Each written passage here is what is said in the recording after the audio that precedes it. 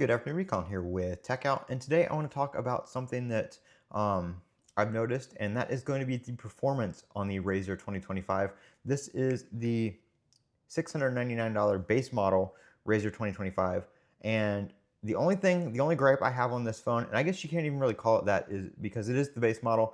It's only $699, where comparable models from like Samsung or even the Razr Ultra are going to run you $1,200. If you're coming from something like a Google Pixel or an iPhone or a flagship Samsung device, you're going to notice a little bit of a performance, slowdown on this. It still has the 120 hertz display, so scrolling and stuff like that is perfectly fine. But just if you're going between apps, opening some things, there are some times where you do notice that the phone does kind of lag a little bit. And it's hard to describe because it's not all the time.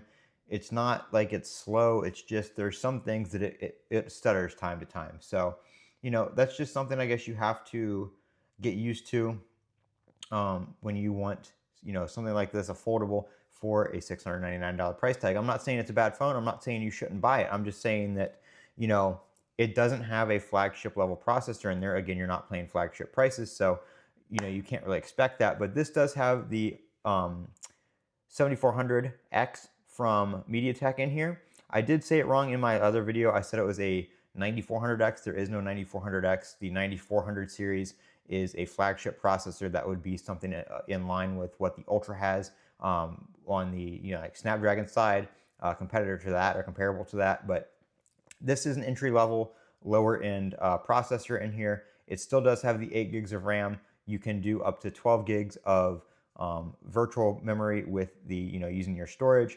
You can also leave it in AI mode and it'll kind of adjust based on what you want. I put it on 8 gigs. So between the virtual storage based memory and the actual phone memory, it has a total of 16 gigs. So it is pretty good on that. It does seem to be performing a little better, but that's what I set it to right there. It's just got the 16 gigs total. Like I said, you can leave it on the AI auto and that will let you let it adjust based on what you need to use. Other than that, though, it's a great phone.